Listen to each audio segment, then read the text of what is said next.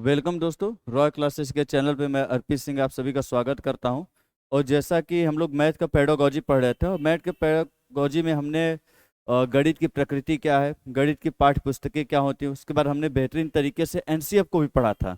और एनसीएफ को पढ़ने के बाद वेल हीले का सिद्धांत भी पढ़ा था। वेल हीले के सिद्धांत के बाद और महत्वपूर्ण वैज्ञानिक जिनका हम सिद्धांत क्रम वाइज पढ़ते जाएंगे। तो आज आपके लिए दो महत्वपूर्ण वैज्ञानिक लेके आया हूँ, जिसमें से एक जो वैज्ञानिक उनका नाम है जोल्टन पॉल डेन्स। इन्हीं का आप जब इसी में क्रम में आप आगे पढ़ेंगे जिसमें कि आपको टीएलएम शिक्षण सामग्रियां पढ़नी होती है गणित में, और जिससे कि एक दो नंबर बिल्कुल कंफर्म होता है। उस शिक्षण सामग्री में एक आप पढ़ते हैं डिन्स ब्लॉक, या कहीं के उसका नाम लिखा रहता है डायसन ब्लॉक। डिन्स ब्लॉक या डायसन ब्लॉक, तो वो डिन्स ब्लॉक या डायसन ब्लॉक के देने वाले वैज्ञानिक यही थे, जोल्टन पॉल डिन्स।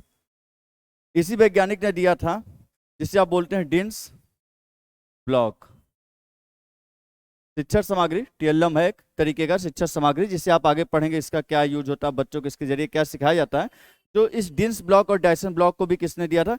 जोल्टन पॉल डिन्स। और जोल्टन पॉल डिन्स जो थे एक हंगरी के वैज्ञानिक थे, गणितज्ञ थे। और इनका मानना था कि बच्चों को जो गणित है वो खेल खेल में सिखाना चाहिए, चीजों को करते हुए वो सीखे। और उन्होंने कई तरीके के सिद्धांत दिए, कई बातें की। लेकिन आपको जो सीटें में पूछा जाता है उनके सिद्धांत के चरण पूछे जाते हैं और उनके सिद्धांत के नियम। तो उन्होंने 4 नियम दिए थे गणित सिखाने के लिए और 6 चरण बताए थे। तो हम लोग उस 6 चरण और 4 नियम के बारे में पढ़ेंगे। तो पहले पढ़ते हैं सिद्धांत के 6 चरण, और हमेशा याद रखिएगा कि चरण 6 हैं और नियम 4 हैं। तो पहले हम पढ़ते हैं 6 चरणों के बारे में कि जोल्टन डिन्स ने क्या कहा, 6 चरण, और इन्हें क्रम से लगाने के लिए आप में देता है। पर यदि आप कॉन्सेप्ट को समझे रहेंगे कि चीजों को कैसे क्रम में रखा गया है, पहले क्या होना चाहिए, एक अनुमान लगा के खुद से कॉमन सेंस के जरिए, तो आपको इसे याद करने की जरूरत नहीं। यदि याद करेंगे तो कंफ्यूज जाएंगे। तो पहले मतलब समझिए कि क्यों कोई स्टेप पहले है, क्यों कोई स्टेप बाद में है।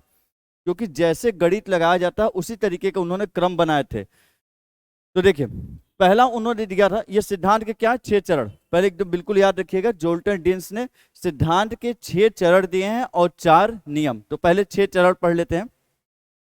पहला चरण है स्वतंत्र अवलोकन अवस्था, दूसरा है नियम बाध्य अवस्था या नियम बोधात्मक अवस्था, तीसरा है तुलनात्मक अवस्था, चौथा है प्रस्तुतिकरण या प्रदर्शन अवस्था, पांचवा है सांकेतिक अवस्था, यहां रहेगा आपका सांकेतिक अवस्था, और छठवां है सिद्धांत की अवस्था। इन्हें आपको क्रम से लगाने के लिए पेपर में देता है। तो झटपट से इसका मतलब समझते हैं पूरे कॉन्सेप्ट के साथ, शॉर्ट में संपूर्ण गाथा। तो देखिए, स्वतंत्र अवलोकन की अवस्था यह कहती है कि सबसे पहले आप बच्चे को कॉन्सेप्ट में बताइए, सबसे पहले आप बच्चों को सूत्र या फार्मूला ही मत दे दीजिए। स्वतंत्र अवलोकन की अवस्था कहती है कि बच्चे को कोई भी चीज सिखाना है तो उससे जुड़ी हुई शिक्षण सामग्री वगैरह दीजिए, और बच्चों को स्वतंत्र फ्री होकर अवलोकन करनी चाहिए। गलत सही जो भी उनके अंदर जिज्ञासा क्यूरियोसिटी हो, उनके जरिए उनको बिल्कुल स्वतंत्र छोड़ दीजिए, ताकि वो चीजों का अवलोकन करें। अवलोकन मतलब उन्हें देखें समझें। तो पहले वो क्या करें, चीजों का स्वतंत्र अवलोकन, मतलब बच्चे पूरी तरह फ्री हो और चीजों को देखें, उनके साथ खेलें और उनका क्या करें, स्वतंत्र अवलोकन करें। पहली अवस्था आपकी ये बताती है। दूसरा नियम बाध्य अवस्था। नियम बाध्य अवस्था ये कहती है जब बच्चे चीजों का स्वतंत्र अवलोकन करते हैं तो उन चीजों के नियमों के साथ वो जुड़ना शुरू कर देते हैं। जैसे उदाहरण लो कि पहले बच्चों को आप चौकोर चौकोर, जैसे एक चौकोर हो गया, एक त्रिभुज, एक वृत्त, इस तरीके के आप उनको टीएलएम देते हैं शिक्षण सामग्री, जैसे लकड़ी का बना हुआ है या कार्डबोर्ड के बने हुए हैं, आपने बच्चे को दिया खेलने के लिए, देखने के लिए। जो बच्चा जब इन चौकोर या त्रिभुज या वृत्त जैसी चीजों के साथ खेलेगा तो दूसरे स्टेप में पहुंचेगा खेलते खेलते। वो स्टेप कौन सा होगा, नियम बाध्य या नियम बोधात्मक। बोधात्मक मतलब समझ आने लगेगा, उन्हें इन चीजों से जुड़े हुए नियमों की समझ आना क्या होगी, शुरू होगी। नियम बाध्य मतलब वो नियमों के साथ बंधना शुरू कर देंगे। तो देखिए, नियम बाध्य नियम बोधात्मक अवस्था ये कहती है जब बच्चे इनका स्वतंत्र अवलोकन करेंगे, पहले स्टेप में खेलेंगे, तो उसके दिमाग में ये बनने लगेगा कि ये जो चौकोर वाला होता है इसमें 4 भुजा होती है, और ये जो त्रिकोण वाला है जिसको त्रिभुज बोलते हैं सर, ये इसमें कितनी भुजाएं होती है, 3। अब वृत्त कैसा होता है, गोला, इसमें भुजा नहीं होती, क्या होता है, बिल्कुल गोला। तो इन तरीके के छोटे छोटे नियम से बनना शुरू कर देंगे। अब मान लीजिए इसी में आप वर्ग भी दे दिए, एक वर्ग भी दे दिए खेलने के लिए, तो बच्चा जान जाएगा कि ये वाला जो इसका सब तरफ से बराबर, चाहे ऐसे पलटो चाहे वैसे पलटो, हर तरीके से बराबर है। और ये आयत वाला जो है ये हर तरीके से बराबर नहीं है, आमने सामने बराबर है। तो इस तरीके से उसके दिमाग के अंदर अपने आप खुद ब खुद नियमों की समझ आएगी, नियमों से बंधना वो धीरे धीरे शुरू कर देता है। तो इसे उन्होंने बोला नियम बाध्य अवस्था या नियम बोधात्मक अवस्था। अगला है तुलनात्मक अवस्था। देखिए तुलनात्मक अवस्था क्या है, अब वो आयत का नियम जान गया, इस अवस्था में जान जाएगा आयत का नियम। मान लीजिए वो जान गया वर्ग का नियम, तो वर्ग की चारों भुजा, ये चौकोर का, इसमें चारों तरफ बराबर होता है, ये आयत थोड़ा लंबा वाला लंब छोटा, इसमें आमने सामने बराबर होता है। तो अब ये नियम जाना, अब दोनों के बीच तुलना करेगा कि इस आयत वाला जो कार्डबोर्ड है और ये जो चौकोर वाला है, दोनों में अंतर क्या है। तो हमेशा उसके दिमाग में जब भी नियम बनने शुरू होंगे तो हमेशा नियम आपस में टकराएंगे, उनके बीच तुलना होगी, क्योंकि बच्चों के अंदर होती है जो भी चीजें सीखते हैं उनकी चीजों की तुलना करते हैं, उस पर क्वेश्चन खड़ा करते हैं। तो वही अगला स्टेप आएगा तुलनात्मक अवस्था, जहां उनके हर नियमों के बीच क्या होगी, तुलना। तो हर एक नियमों के बीच क्या करना शुरू करेगा, तुलना करना शुरू करेगा, ताकि उसके अंदर और क्लियरिटी आएगी कि आखिर ये जो चौकोर हर तरफ से बराबर है, क्या इसके अंदर क्या नियम है, ये जो जिसमें आमने सामने बराबर होते हैं इसके नियम अलग होते हैं, वृत्त वाले क्या है अलग है, त्रिभुज वाले अलग हैं। तो सभी के बीच तुलना उसके दिमाग में होना शुरू होगा, जिससे उसके दिमाग के अंदर अंतर ये डेवलप हो जाएगा, विकसित कि ये सभी चीज एक दूसरे से अलग हैं। आयत वर्ग के बीच क्या अंतर है, त्रिभुज आयत के बीच क्या अंतर है, वृत्त और त्रिभुज के बीच क्या अंतर है, क्योंकि जब दो चीजों की तुलना करते हैं तभी दोनों के बीच का अंतर समझ में आता है। तो पहला में बच्चा खेल खेल में सीखेगा, दूसरा में पहला में बच्चा खेलते हुए देखेगा, दूसरा में उनसे जुड़े हुए नियम सीखेगा, तीसरा में उन नियमों के बीच तुलना करके उन आकृतियों के बीच में अंतर डेवलप करेगा। मैं आकृतियों का उदाहरण उठाया हूं। चौथा था प्रस्तुतिकरण या प्रदर्शन। जब बच्चा अंतर समझ जाएगा कि फला चीज का नियम अलग और फला चीज का नियम अलग, और जब बच्चा अंतर समझ जाएगा तो अगला आता प्रस्तुतिकरण या प्रदर्शन अवस्था। इस अवस्था में क्या होगा, जब उसके समझ में सारी चीजें आ जाएंगी तो प्रस्तुतिकरण करेगा, वो अपनी बातों की अभिव्यक्ति करेगा, वो अपनी बातें आपसे कहेगा कि ये चीजें इस तरीके की होती हैं, ये चीजें इस तरीके की होती है। या सहपाठी जब अधिगम करेगा, अपने बच्चों के साथ समूहों में बैठ के अपने दोस्तों के साथ अधिगम करेगा, तो वहां पे अपनी बातों विचारों का प्रस्तुतिकरण करेगा। अगला होता है सांकेतिक अवस्था, कि अगले में वो सांकेतिक अवस्था वहां पहुंचता है जहां चीजों को संकेत के रूप में लिखेगा। चौथा होता है सिद्धांत की अवस्था, जहां वो उससे एक सिद्धांत रचना करने की क्वालिटी आएगी, कि वहां जिससे उसके दिमाग में एक सिद्धांत डेवलप होगा, वो बताएगा कि नहीं ये इस तरीके का सिद्धांत होता है। तो देखिए एक बार बैटरी चेक कर लेता हूं, ठीक है। अब समझिएगा, मैं यहाँ पे शॉर्टकट लिख रहा हूं ताकि आप देखिए। पहला बच्चा खेल खेलेगा, अलग अलग आकृतियों टुकड़ों के साथ खेल खेलेगा। दूसरा में आकृतियों के क्या सीखेगा, उनके नियम की समझ आएगी, नियम की समझ कि कौन सी आकृति कैसन होती है। चौथा में क्या हो जाएगा, अलग अलग आकृति के नियमों के बीच तुलना करेगा, नियमों के बीच तुलना, जिससे वो अंतर समझ सकेगा चीजों में क्या अंतर है। चौथा होता प्रस्तुति के करण या प्रदर्शन, जहां वो मौखिक या लिखित रूप में उन चीजों से जुड़े हुए नियमों को एक्सप्लेन करेगा जो उसे समझ में आया है, कि सर देखिए ये ऐसा होता है, ये ऐसा होता है, इसमें ये अंतर है, इसमें ये अंतर है। तो जो उसे समझ में आया है, जिन चीजों के बीच तुलना या अंतर वाली चीजें उसे समझ में आई हैं, उनके बीच वो प्रस्तुतिकरण करेगा, आपको प्रदर्शन करेगा, लेकिन लिखित या मौखिक, एक सैद्धांतिक रूप में। जो पांचवा होता है सांकेतिक अवस्था।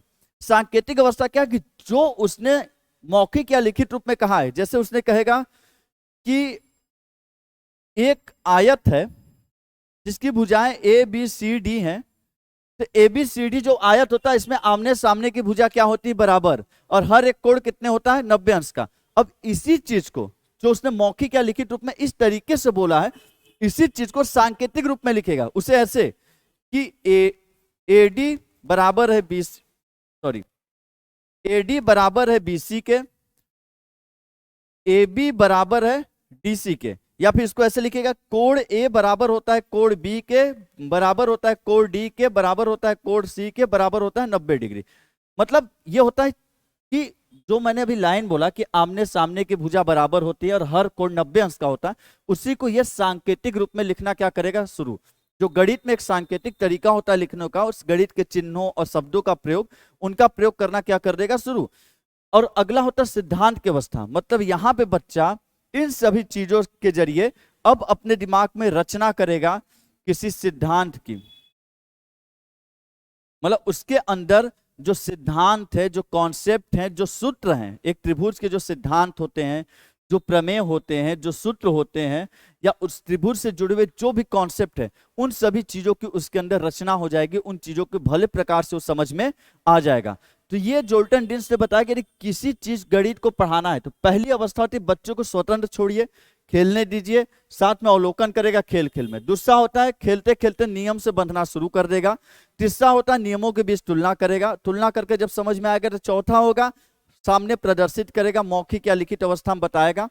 और जो उसने लिखा है पांचवें अवस्था वो होती है जो वो लिखित तरीके या मौखिक तरीके से बता रहा है, पांचवें वो सांकेतिक रूप में दर्शाता है गणितीय चिन्हों का प्रयोग करके। और सबसे लास्ट में होता है जब उसके अंदर पूरी तरह कॉन्सेप्ट या सिद्धांतों की रचना करना क्या कर देता है, शुरू कर देता है। तो सिद्धांत की अवस्था वो होती है जहां बच्चे पूरी तरह कॉन्सेप्ट को समझ जाएं और उससे सैद्धांतिक तरीके से एक त्रिभुज या वृत्त के बारे में बताना शुरू कर दें। मतलब ये अवस्था वो है जहां बच्चा खेल खेल रहा है, उसको मालूम भी नहीं कि आयत से खेल रहा है कि त्रिभुज से, पर जानता है एक चौकोर का एक त्रिकोण का होता है। और वही बच्चा इन सभी स्टेप से गुजरते हुए यहां पहुंचता है तो ये जान जाता है कि ये आयत है, ये वर्ग है, ये समांतर चतुर्भुज है, ये समलंब चतुर्भुज है। जब इतने प्रकार सभी चीजों के सिद्धांत कॉन्सेप्ट को समझ लेता है तो कौन सी अवस्था होती है, सिद्धांत की अवस्था। तो ये जोल्टन डिन्स ने क्रम बताए थे और इन्हीं क्रम को आपको याद करना है। तो देखिए क्रम को याद करने के लिए पहले ऐसे देखिएगा कि पहले बच्चे से करवाएंगे अवलोकन, खेल खेल में क्या करेगा बच्चा, अवलोकन। दूसरा बच्चा नियम को समझेगा, दूसरे स्टेप में नियम समझेगा। तीसरे स्टेप में नियमों के बीच करेगा तुलना, तुलना करके चौथे में करेगा प्रस्तुत या प्रदर्शन, बताएगा देखो भाई ये नियम में ये, और फिर उसी चीज को सांकेतिक रूप में लिखेगा। और अगला स्टेप आता है जहां वो सिद्धांत को समझ जाएगा, उस चीज से जुड़ा हुआ। ये वो चीज है जो आसान भाषा में अपने दिमाग में रखिएगा, और फिर जब ये चीजें लिखी हुई मिलेंगी आपको पेपर में सेट करने के लिए तो आराम से आप सेट कर लेंगे कि हमेशा पहले वाले में खेल खेल में अवलोकन, दूसरा में नियम की समझ, तीसरा में तुलना, और चौथा में होता है प्रस्तुतिकरण, पांचवें में होता है संकेत, और छठवें में होता है सिद्धांत। तो शॉर्ट टर्म में याद करेंगे तो चीजें आपको क्रम से याद रहेंगी। तो जोल्टन डिन्स के ये क्या थे, 6 चरण थे। तो एक बार इसका स्क्रीनशॉट ले लीजिएगा आप सभी लोग, और इससे क्वेश्चन बिल्कुल आते हैं। ये एक तरीका है जिससे आप शॉर्ट में चीजों को याद रख पाए। फिर देखिए जोल्टन डिन्स के जो सिद्धांत के 4 नियम थे, मैंने बताया था कि जो जोल्टन डिन्स थे उन्होंने 6 चरण दिए थे और 4 नियम। 6 चरण आपने पढ़ा, उन्हीं 6 चरणों को और शॉर्ट में करके 4 नियमों के रूप में बदला गया। किसी भी गणित को सिखाने के 4 नियम होते हैं, उन्हीं 6 चरणों को और शॉर्ट किया गया और 4 नियम में बदला गया। जिसमें पहला होता है गतिक अवस्था या गतिशील। देखिए गतिक अवस्था या गतिशील का मतलब होता है जिसमें बच्चा गति में हो। गति का मतलब थोड़ी ना कोई दौड़ने लगे। गति अवस्था ये का मतलब ये होता है गतिशील का कि बच्चे की जो शरीर वो एक्टिव हो, कुछ न कुछ करता रहे। और कुछ न कुछ करने से मतलब वही पहली अवस्था कि बच्चा खेले, कि बच्चा खेले और खेल खेल में चीजों को सीखे। गतिक या गतिशील अवस्था ये बोलती है कि बच्चों से आप क्रिया करवाइए, उन्हें कार्डबोर्ड वगैरह दीजिए, उन्हें आप लकड़ी से बने हुए आयत वर्ग वृत्त दीजिए, जिससे बच्चा अल्टे पलटे देखे, एक्टिव रहे और चीजों के साथ तालमेल बैठाए, उन्हें खेलते हुए चीजों को खेल खेल में सीखे। तो पहला गतिक या गतिशील का मतलब होता है कि बच्चा खेल खेल में सीखना, जो अवलोकन वाला स्टेप नहीं था वही है गतिक एवं गतिशील अवस्था। दूसरा होता मुख्य प्रत्यक्ष ज्ञानात्मक या बोधात्मक परिवर्तिता का सिद्धांत। देखिए पहला जो है गतिक या गतिशील अवस्था, यह बताता है कि बच्चा खेल खेल में अवलोकन करेगा। अवलोकन करने का मतलब खेल खेल में चीजों को देखेगा, जो भी चीजें आप खेलने के लिए देंगे और उनका अवलोकन करेगा। दूसरा होता मुख्य प्रत्यक्ष ज्ञानात्मक। प्रत्यक्ष मतलब जो चीज उसके सामने प्रत्यक्ष रूप में बिल्कुल सामने है, उनसे वो ज्ञान लेगा कि ये चौकोर वाला है 4 भुजा, ये त्रिकोण वाला इसमें 3 भुजा, ये वृत्त है गोला वाला इसमें एक भी भुजा ही नहीं है। तो जो चीज प्रत्यक्ष रूप में बिल्कुल सामने, उससे क्या लेगा, ज्ञान। या बोधात्मक मतलब होती है समझ, कि जो गति या खेल खेल में जिन चीजों का उसने अवलोकन किया है, उसी अवलोकन से अब क्या डेवलप करेगा, अपना समझ। समझ मतलब जो नियम होते हैं उन्हीं समझ को क्या करेगा, डेवलप करेगा। अगला होता है गणित परिवर्तिता, मैथमेटिकल ट्रांसफॉर्मेशन मतलब कि जो भी चीजें उसने समझ पाया है कि ये चौकोर वाला ऐसा होता है, त्रिकोण वाला ऐसा होता है, गोला वाला ऐसा होता है, उससे जो समझ पाया है उससे अगले स्टेप में गणितीय रूप में क्या करता है, बदलता है, गणितीय रूप में बदलेगा, गणितीय रूप में परिवर्तित करेगा। और चौथा स्टेप आता है जिसमें वो क्या करता है, उन्हीं गणितीय रूपों से जो बदला उसे क्या करता है, रचना। तो देखिए जो चार सिद्धांत तो ये बताते हैं कि पहला गतिक या गतिशील अवस्था होती है जिसमें बच्चा खेलता है, खेल खेल में अवलोकन करता है। अवलोकन से दूसरी अवस्था होती है प्रत्यक्ष ज्ञानात्मक या बोधात्मक, बोध मतलब समझ, या प्रत्यक्ष मतलब जो चीजें सामने हो उससे ज्ञान लेना। तो अवलोकन करेगा, दूसरे स्टेप में अवलोकन से समझ विकसित करेगा, समझ विकसित करने के बाद तीसरा स्टेप आता है गणित परिवर्तिता की अवस्था, जिसमें जो समझ है उसे गणितीय रूप में बदलेगा, मतलब उससे एक गणित की भाषा, गणित के शब्द और गणित के खुद के अपने चिन्ह होते हैं, उस रूप में अब बातें करेगा, उस रूप में चीजों को बताएगा। और अगला होता है गणितीय रूप से क्या करेगा, रचना। जो सिद्धांत होते हैं, जो संप्रत्यय होते हैं, जो प्रमेय हो गए, उपप्रमेय हो गए, इन सभी चीजों के लास्ट स्टेज में क्या करता है, रचना। तो हमेशा रचना या सिद्धांत लास्ट में, और खेल खेल में अवलोकन या गतिशील अवस्था। जब खेलेगा तो गतिशील रहेगा ना, इसलिए उसका नाम रखें गतिक या गतिशील अवस्था, इसे बोलते हैं डायनेमिक स्टेज। तो देखिए गतिशील या गतिक अवस्था, पहले खेलेगा, फिर समझेगा, फिर गणितीय रूप में बदलेगा, फिर क्या करेगा, रचना। और इस वाले को याद किया 6 चरण, पहले खेलेगा, फिर नियम समझेगा, फिर तुलना करेगा, फिर प्रस्तुतिकरण, फिर संकेत, फिर सिद्धांत। तो एक बार इसका स्क्रीनशॉट ले लीजिएगा, यह भी आपको क्रम से लगाने के लिए देता है। और जब ये क्रम से देगा तो ऐसे भी आप समझिए, जाहिर सी बात है सबसे पहले खेलने का काम करेगा, रचना तो सबसे लास्ट में आएगी। बीच में कंफ्यूजन है दो में कि समझ की गणितीय रूप में बदलना, समझ की गणितीय रूप में बदलना। अब हमको ये बताइए कि पहले समझेगा फिर गणितीय रूप में बदलेगा, कि पहले गणितीय रूप में बदल देगा फिर समझेगा। अरे जाहिर से कॉमन सेंस की बात है, पहले समझ आएगी उसके बाद गणितीय रूप में बदलेगा, इसलिए पहले खेल गतिक, फिर समझ, समझेगा तब गणितीय रूप में बदलेगा, फिर क्या होगा, उसकी रचना। कभी ऐसा हो ही नहीं सकता कि पहले आप गणितीय रूप में बदले उसके बाद समझे, बिना समझे आप गणितीय रूप में परिवर्तित नहीं कर सकते हैं। तो ये क्या है, सिद्धांत के 4 नियम। ये था जोल्टन डिन्स के नियम, इसके चरण लगाने के लिए देता है। इस बार के पेपर में, इसके पिछले पेपर में भी इससे क्वेश्चन आए थे जो इसको क्रम से लगाने के लिए बिल्कुल देते हैं। तो आप इस कॉन्सेप्ट को समझिए, रटिए मत, समझ के इसके क्रम को याद रखिए, क्योंकि वहां पे लिखा हुआ मिलेगा, बस आपको ऊपर नीचे सेट करना है। अरे आपके दिमाग में बैठा हुआ है कि रचना सबसे लास्ट, खेल कूद अवलोकन सबसे ऊपर, और समझ और गणितीकरण जाहिर बात है पहले समझेगा फिर गणितीकरण, तो आप आसानी से सेट कर लेंगे। पर यदि आप रटे हैं तो वहां जाके आप कंफ्यूज हो जाएंगे। तो हमेशा शॉर्ट टर्म में याद रखिए, लॉन्ग वाले को आप इसके अनुसार सेट कर लेंगे। देखिए अगले वैज्ञानिक जो हैं वो आपके हैं न्यूमैन। अगले वैज्ञानिक कौन है, न्यूमैन। न्यूमैन भी बहुत ही अच्छे खासे वैज्ञानिक थे, इन्होंने भी बहुत ही जोरदार बात कही थी। मतलब कि मुझे लगता है कि इनकी बातों में आपको वो दिख जाएगा जो समस्या आपको गणित में हमेशा आती है पर आप खुद नहीं जानते कि आपको समस्या क्या है। मतलब जब इसमें आपको वो फीलिंग महसूस हो जाएगी, न्यूमैन के इस जो चरण है, 5 चरण न्यूमैन ने दिए थे, तो उसमें आपको ये चीजें महसूस हो जाएंगे कि नहीं यही तो गणित में मेरी समस्या थी, और इसी बात को न्यूमैन ने पकड़ लिया। अब देखिए न्यूमैन ने दिया था गणितीय तड़कड़ा के स्तर। गणितीय तड़कड़ा के स्तर मतलब कि गणित में जो तर्क करते हैं उसके अलग अलग लेवल क्या है, इसी को बोलते हैं त्रुटि विश्लेषण का सिद्धांत। इन्होंने गलतियों का विश्लेषण, एनालिसिस किया कि बच्चे किस किस स्टेज पे गलती करते हैं। वो एक क्वेश्चन यदि बच्चे को दिया गया तो बच्चा उससे कहां कहां गलत हो सकता है, उस बच्चा उस क्वेश्चन को लगाते समय बिल्कुल शुरू से लेकर अंत तक में, और उसी को उन्होंने लेवल बाय लेवल बांटा। और यही है न्यूमैन का त्रुटि विश्लेषण का सिद्धांत, जिसमें उन्होंने गणितीय तड़कड़ा का क्या दिया, स्तर। अब देखिएगा पहला जो आता है समस्या को पढ़ने में समझ, समस्या को पढ़ने में समझ। तो देखिए पढ़ने में नहीं रहेगा, समस्या को पढ़ने की समझ,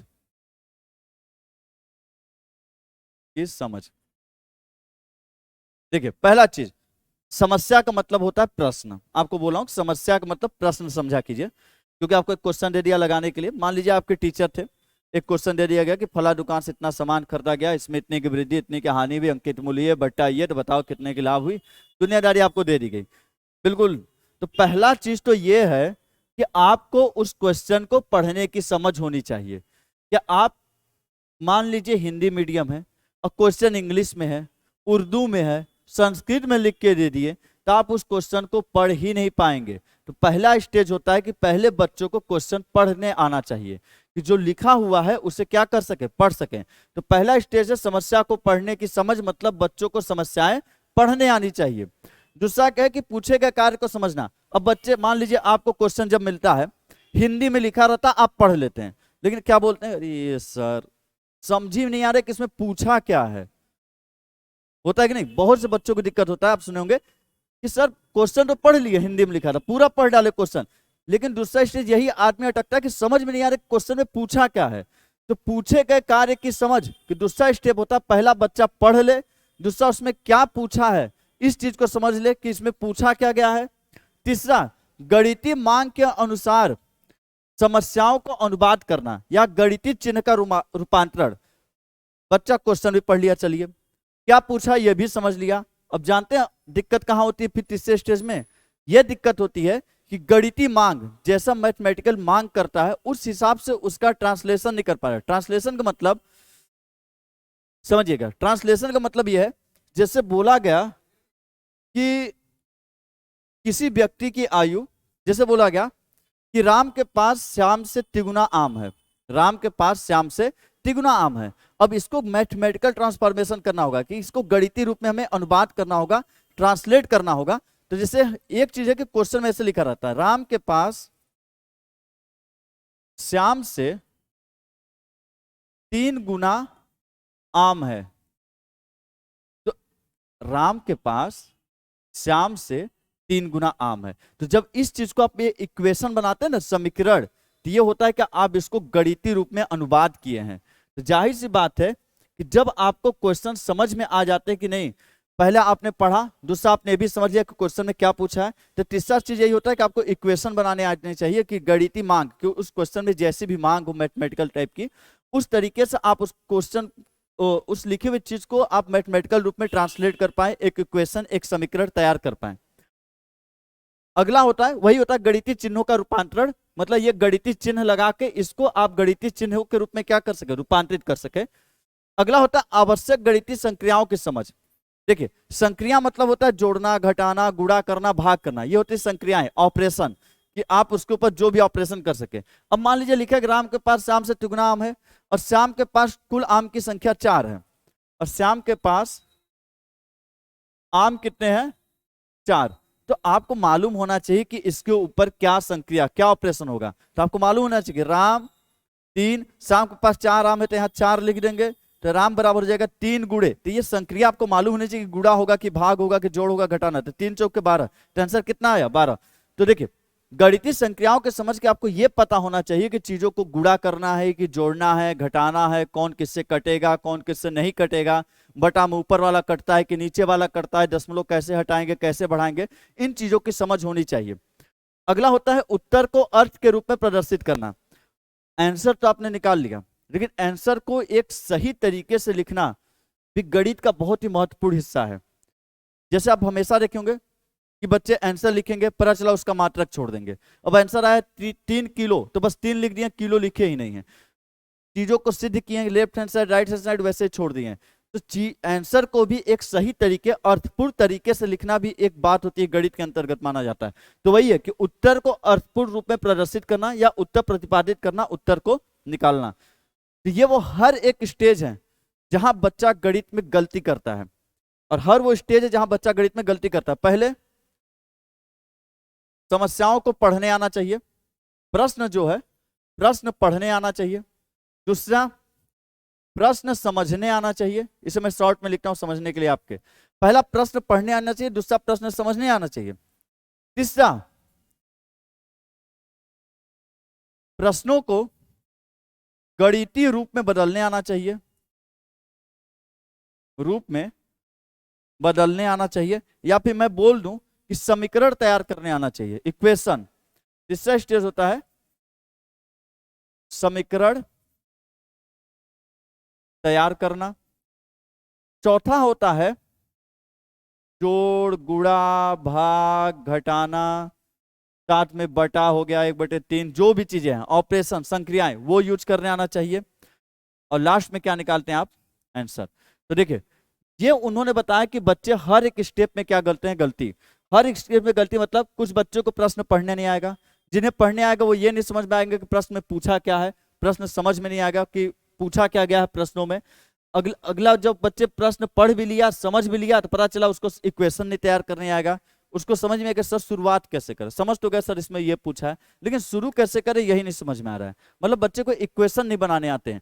तो अगला होता है समीकरण तैयार करना, उसी बोला जाता है कि गणितीय मांग के अनुसार समस्याओं का अनुवाद करना या गणितीय चिन्ह का क्या करना, रूपांतरण। उसके बाद अगला स्टेप आता है कि इक्वेशन तो बना लेगा, लेकिन पता चला गुणा नहीं करने आएगा, भाग नहीं करने आएगा। खूब इस तरीके से कहीं लिख के दे दिया गया ना कि 3 गुणे लिखा है 2/6 बराबर x गुणे 3/2 गुणे 2। अब उसको समझ में नहीं आएगा कौन किधर कटेगा किधर जाएगा, मतलब उसको ऑपरेशन, उसकी जो संक्रियाएं हैं उससे करने नहीं आता है। और जब संक्रिया करने के बाद लास्ट में क्या आता है, आंसर, कि आंसर निकालना।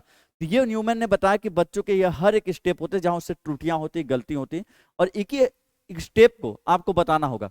मतलब कि बच्चे को पहला आपका स्टेप कौन सा, ये प्रश्नों को पढ़ना, पहले पढ़ना बताना होगा। दूसरा क्या पूछा है, क्या दिया गया है, ये समझ में आए बच्चे को, इस चीज को बताना होगा। आप सोचेंगे सीधे यहां वाला बात डेवलप कर रहे, नहीं, आपको क्रम से चीजों को बच्चे के अंदर क्या करना होगा, डेवलप। और इसके ऊपर आपको क्रम से लगाने के लिए देता है न्यूमैन का, इसको एक बार स्क्रीनशॉट ले लीजिएगा।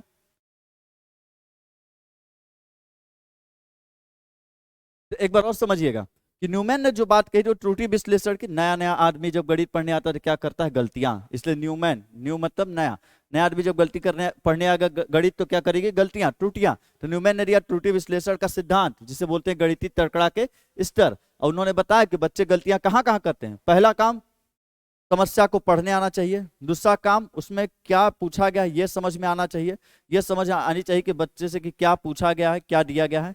तीसरा, गणितीय मांग के अनुसार उससे अनुवाद करने आना चाहिए, समस्या का ट्रांसलेट करना आना चाहिए, गणितीय चिन्हों का प्रयोग करके एक इक्वेशन तैयार करने आना चाहिए। अब जब इक्वेशन तैयार हो गया तो अगला स्टेप ये होता है कि बच्चे को उस पर ऑपरेशन, गुणा भाग जोड़ घटाना कट पीट इधर उधर भेजना, ये सारी चीजें आनी चाहिए, गणितीय संक्रियाएं करना। और जब गणितीय संक्रियाएं कट पीट सब कर लेगा, जाहिर बात है लास्ट में क्या निकलेगा, उत्तर। तो आंसर को प्रतिपादित करना मतलब कि उत्तर को अर्थपूर्ण रूप में प्रदर्शित करने आना चाहिए। तो ये था न्यूमैन का, और उम्मीद करता हूं चीजों को आप समझे होंगे। तो आप समझिए कि कौन सा चीज ऊपर कौन सा चीज नीचे, क्योंकि वहां जब क्रम से लगाने को देगा तो आपको इसी तरीके से क्रम को लगाना होगा। तो जब से आप चीजों को कनेक्ट नहीं करेंगे खुद से, कनेक्ट करने का मतलब ये होता है कि वैसा थोड़ी प्लग है कनेक्ट होगा।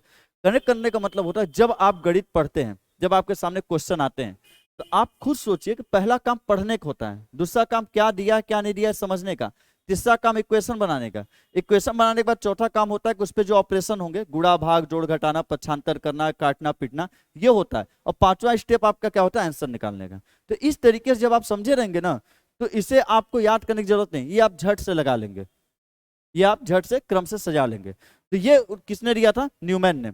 साथ में न्यूमैन ने एक त्रुटि बताई थी जिसे उन्होंने बोला था अर्थबोध त्रुटि। तो देखिए, अवबोध या अवबोध या फिर अर्थबोध त्रुटि। अवबोध मतलब क्या होता है, बोध मतलब समझ, अवबोध मतलब क्या होता है, समझ।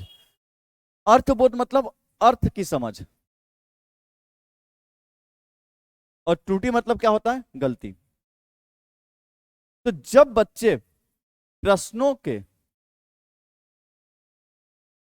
अर्थ को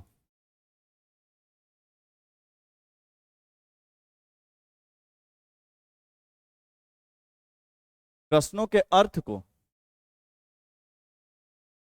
समझ नहीं पाते या